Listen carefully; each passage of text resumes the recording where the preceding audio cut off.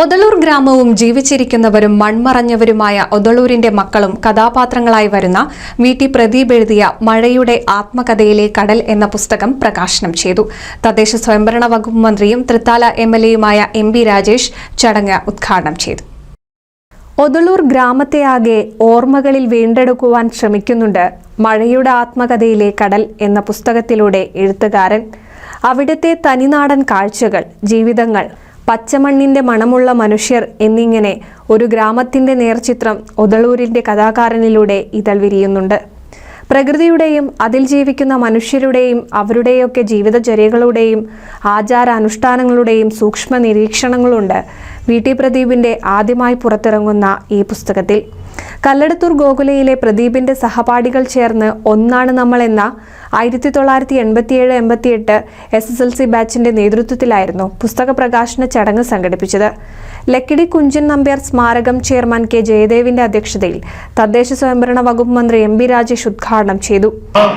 ഓർമ്മകളുടെ കുത്തൊഴുക്കിനെ ഫേസ്ബുക്ക് എന്ന പൊതു ഇടത്തിൽ, തുറന്ന സ്വതന്ത്രമായ ഇടത്തിൽ അതിമനോഹരമായി ആവിഷ്കരിച്ചപ്പോഴാണ് മഴയുടെ ആത്മകഥയിലെ കടൽ എന്ന ഈ പറഞ്ഞതുപോലെ ഒറ്റരിപ്പിൽ വായിച്ചു തീർക്കാൻ കഴിയുന്ന വിസ്മയകരമായ ഒരു വായനാനുഭവം സമ്മാനിക്കുന്ന പുസ്തകം പറഞ്ഞത്. ആ പുസ്തകത്തിലൂടെ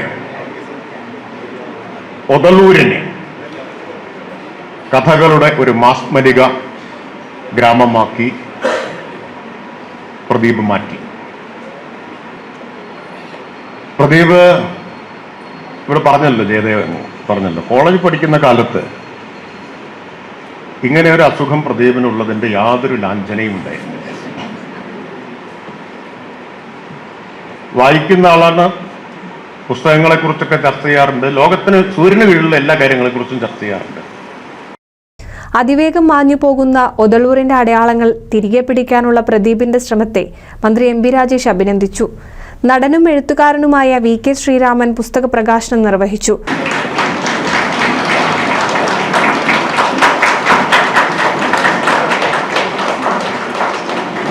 കാര്യമില്ല, ഇത് കംപ്ലീറ്റ് വായിക്കുക, എന്നിട്ട് കംപ്ലീറ്റ് അതിനെ പറ്റി പറയാ, എന്തെല്ലാം പ്രശ്നം കളിയാക്കിക്കൊണ്ടിരുന്നൊരു കാര്യമാണ്.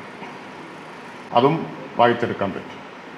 എങ്ങനെയാണ് ഒതളൂർ എന്ന ഒരു മുൻ എം.എൽ.എ. വി.ടി. ബൽറാം പുസ്തകം ഏറ്റുവാങ്ങി.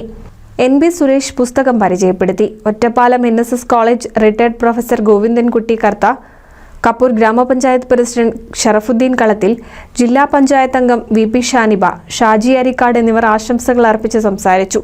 വി.ടി. പ്രദീപ് മറുപടി പ്രസംഗം നടത്തി.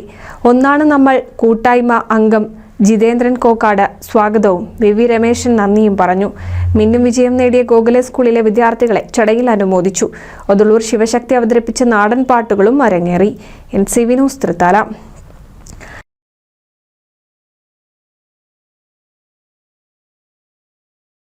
പുതുമയാർന്ന ഡിസൈനുകളിൽ ഡയമണ്ട് കളക്ഷനുകൾ, വിവാഹ പാർട്ടികൾക്ക് നേടാം സ്പെഷ്യൽ പാക്കേജുകൾ.